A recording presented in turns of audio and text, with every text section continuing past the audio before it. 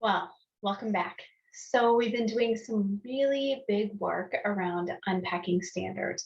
We've learned the why behind it, the purpose, the impact.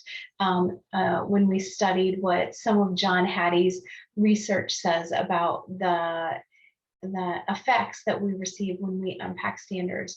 We've talked about unpacking standards being the foundation so that it's the beginning so that we can see the bountiful harvest, right?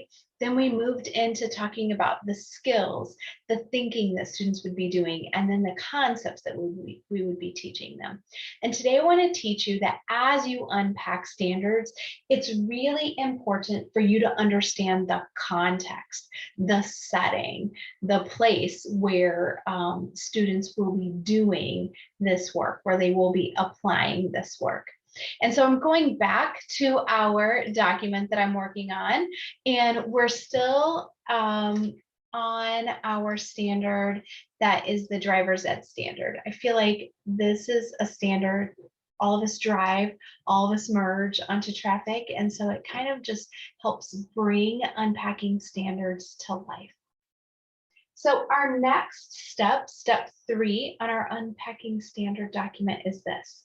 Double underlined any prepositional phrase.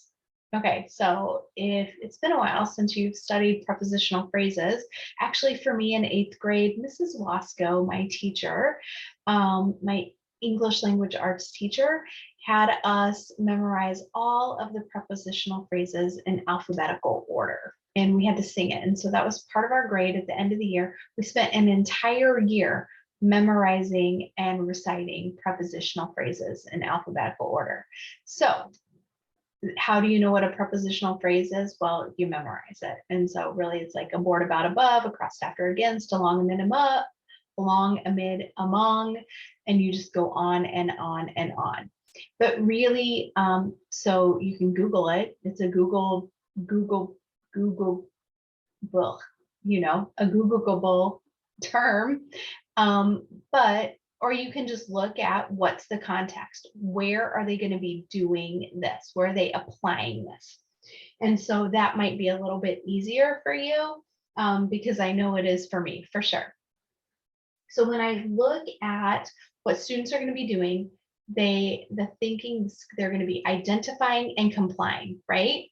What I'm going to be teaching them to identify and comply with is they need to identify emerging situation and then comply. They need to identify speed control and comply. Identify lane selection, comply. Identify various existing situations and then comply. Where, what context are they going to do this? Well, they're going to do this on limited access highways. So I'm going to double underline that. On is actually a prepositional phrase.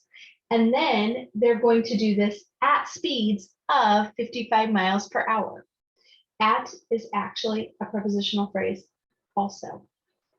So did you see how I just did that? So I thought, okay, what's the context? Maybe I don't understand what a prepositional phrase is, a phrase being multiple words, preposition being the word at the beginning of the phrase, but I can think about the context of it.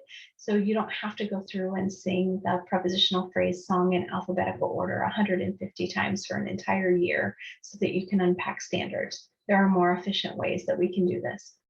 So you saw how I just did that. I went through, I determined the context, and then I double underlined that.